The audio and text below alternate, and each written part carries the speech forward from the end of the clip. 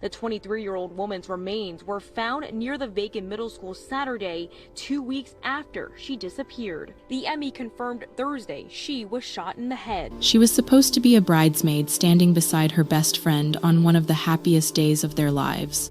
Instead, just days before the wedding, 3-year-old Kada Scott became the center of one of Philadelphia's most heartbreaking murder cases.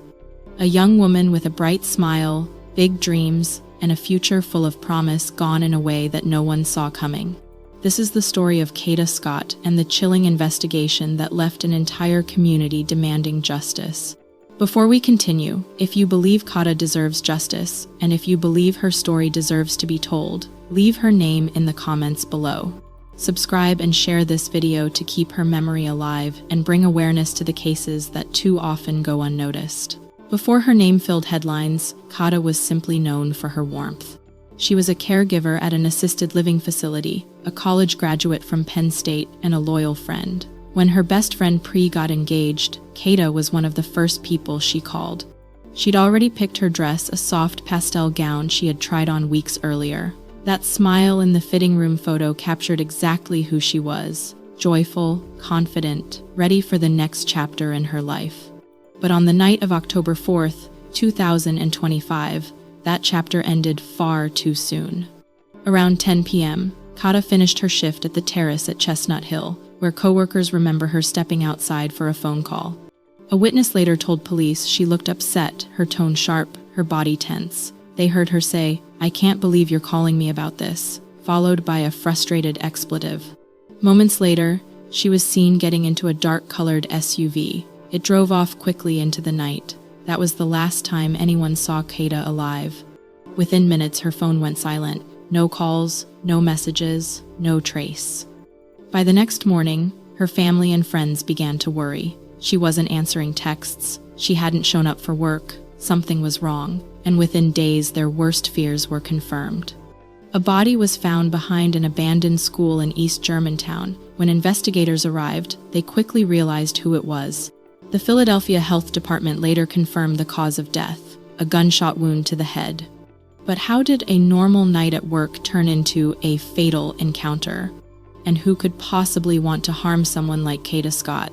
The answers would come slowly through digital footprints, surveillance footage, and a single haunting text message. Philadelphia Health Department announced that Kada Scott died of a gunshot wound to the head. While we know how she died, there's still so many questions about why she was killed. What detectives uncovered next painted a chilling timeline, one that left no doubt that what happened to Kata wasn't random. On October 3rd, just one night before her death, Keon King allegedly stole a black 2008 Hyundai Accent. The car belonged to a food delivery driver who had left it running outside a home in northwest Philadelphia. Police now believe King stole that car specifically for what he planned to do the next night. By October 4th, phone records showed Kata and King exchanging multiple messages, including the "Kidnap me again" text. Around 10:15 p.m., both their phones pinged in the same area near Kata's workplace. That's when she was last seen getting into the dark-colored vehicle. At 10:24 p.m., Kata's phone went offline, 9 minutes after being seen alive. Investigators believe she was shot within 20 minutes of entering that car. In less time than it takes to finish a TV episode, Kada Scott's life had ended. At 10:28 p.m., surveillance footage captured the stolen Hyundai pulling into the parking lot of Aubrey Recreation Center near the long-abandoned Ada Lewis Middle School. That car sat there for 2.5 days, untouched. Inside it was Kata's body. But what happened after that moment would unravel one of Philadelphia's most disturbing true crime puzzles involving multiple suspects, mysterious trips, and a potential cover-up. So listen, y'all, it's not letting me go live. So basically, she was found behind a school in a shallow grave. It was freshly made, so that's how they seen it. It's flies and everything back there around a grave. They gonna go pick the body up now. It's definitely her. I don't know why it's not letting me go live, but yeah, sad. After reviewing surveillance and digital data, detectives followed a critical lead: the signal from King's phone. It showed multiple trips between the recreation center and a residential neighborhood in southwest Philadelphia. on the 5,500 block of Belmar Terrace. When police executed a search warrant on a home there, what they found raised even more questions. Inside, they discovered contractor bags, a hammer, and ammunition, items that matched the type of tools used in the crime. 2 women lived in that house. Both were detained for questioning but released later that same day. So what exactly was their connection to King? Were they just bystanders? Or did they play a role in helping him cover up what he'd done? Police haven't said.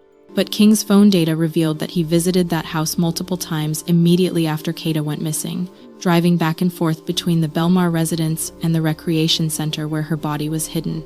It was no coincidence. Investigators now believe that this house served as part of the crime's aftermath, possibly a place where evidence was stored or plans were made to dispose of the vehicle. But that's not all. Surveillance footage from the following night would reveal even more, and it would confirm what police had feared all along. Keon King didn't act alone. By the next night, October 5th, police believe the cover-up began.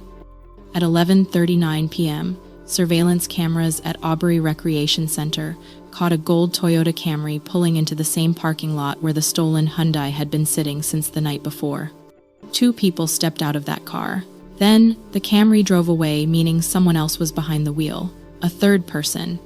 For nearly 4 hours, the 2 figures loitered near the edge of the parking lot, waiting until the area was completely deserted. It was almost 4 a.m. when the footage captured them walking toward the black Hyundai. They opened the car doors.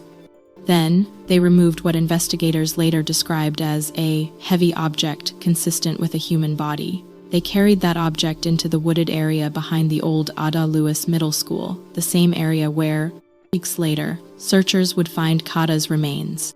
Moments after they left, the Hyundai drove off. By October 7th, just 3 days after Kata vanished, Philadelphia police and firefighters responded to a vehicle fire. The same Hyundai accent was found engulfed in flames intentionally set to destroy evidence. Later, it was compacted at a local junkyard. Every move seemed deliberate, from the stolen car to the multiple trips to the Belmar Terrace house to the nighttime disposal. This wasn't chaos, it was coordination. But the question remained, who were the other people seen on camera? Were they the same 2 women who lived at that house? Or were there others involved, people police haven't yet named publicly? Even as King sat behind bars, the case was far from over. Kada Scott was more than a headline. She was a daughter, a sister, a friend, a young woman with a future filled with hope. Her story reminds us that violence doesn't always come from strangers, and that every warning sign ignored is a chance lost. Her community is fighting to make sure no one else suffers the same fate. And now, that fight belongs to all of us. If you believe Kata deserves justice, and if you believe her story deserves to be told, leave her name in the comments below. Share this video to keep her memory alive and bring awareness to the cases that too often go unnoticed. Because her light still shines, her story still matters.